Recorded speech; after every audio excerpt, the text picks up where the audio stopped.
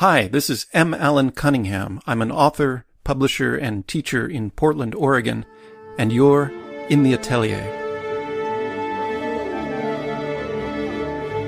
In the Atelier is a place for occasional thoughts on literature, writing, the life of the imagination. Come on in. I'm glad you're here.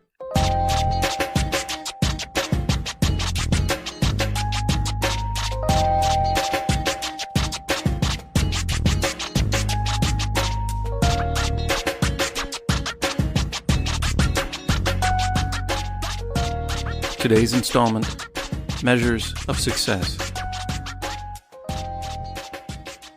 One major job hazard in my line of work as a novelist is an occasional looming sense of futility.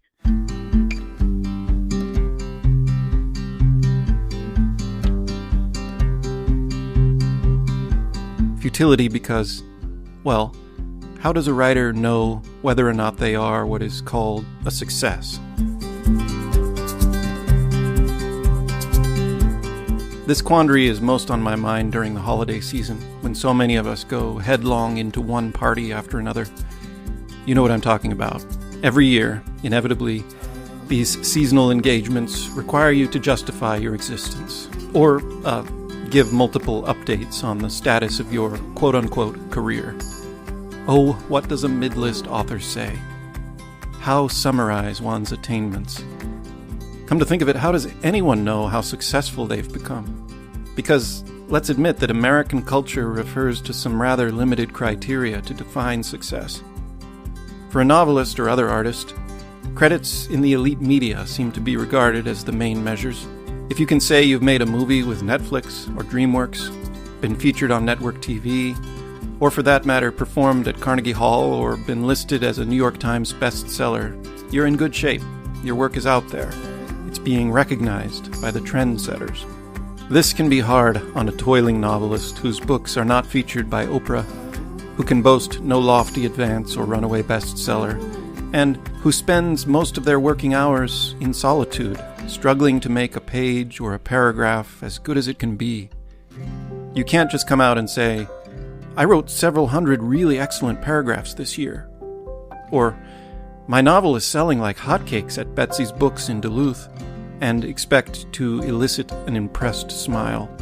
God bless our independent booksellers, though.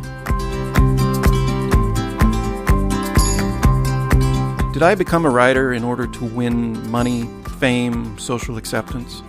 Of course not. But the culture of money, fame, and all their trappings is everywhere. And yes, these things are frequently a shortcut to social acceptance. Their influence is felt most painfully, of course, when making a new acquaintance. How wearying it can be, let me tell you, to have to engage in a conversation like the following. Stranger: And what do you do? Me: I'm a writer. Stranger: Oh, really? What do you write? Me: Novels, mostly. I've published a few. Stranger: Would I know the titles? Me: That depends. I say the titles. Stranger: Sorry? What? I say the titles again. Stranger: Are they for sale at Barnes & Noble? Me: Yes, well, sometimes. I mean, they're not always right there on the shelf. I guess it depends which Barnes & Noble. Stranger: Hey, wouldn't you love to be on Oprah? Wouldn't that be great? Me: Enough about me. What do you do? Naturally, narrow American measures of success are not only hard on artists. Your success as a parent, for instance, isn't likely to wow folks at a holiday party, unless maybe you happen to be rich or famous as well. And what about success as a spouse? Success as a religious leader, as a math tutor, or camp counselor, or dog trainer?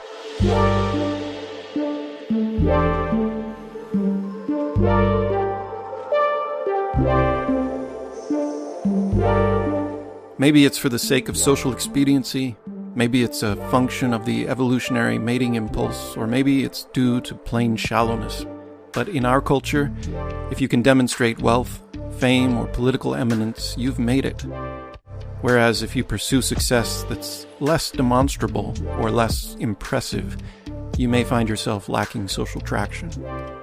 Of course, on a conscious level, most of us know it's not the end of the world to feel awkward and outranked at a party. But such experiences still have subtle and insidious effects, and in the long term, they can wear down a person's confidence and self-worth.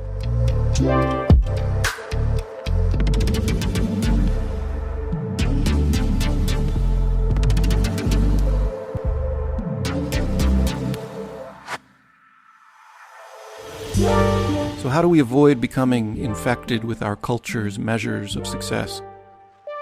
For starters, we ought to try to recognize and value others' achievements, big and small, vocational and personal. And most importantly, if we want to be happy and self-confident and continue wholeheartedly doing the work we love, however underpaid or undervalued, we have to learn to rely on the measures of success that mean the most to us personally and strive not to lose sight of those. Maybe this means focusing on the profound, everyday moments that make us more human, whether they occur within the realm of our work or beyond. Maybe it means playing with our children, kissing our spouse, calling our parents to chat, listening to a friend, thanking a waiter or waitress with a smile, reaching a gratifying consensus with coworkers, or maybe writing and rewriting a paragraph in a novel until some undeniably solid human truth comes through, i.e., I'm not writing this for the New York Times, I'm writing it because it makes me a more empathetic person and deepens my own humanity.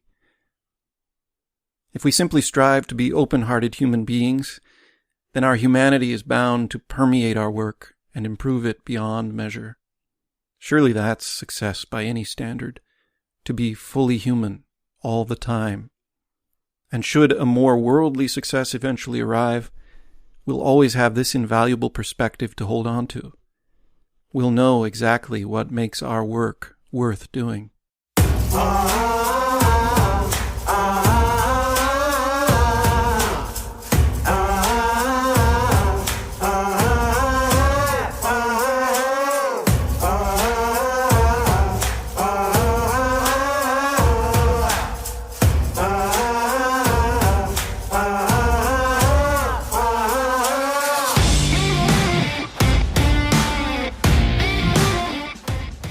In the Atelier is produced by Atelier 26 Books.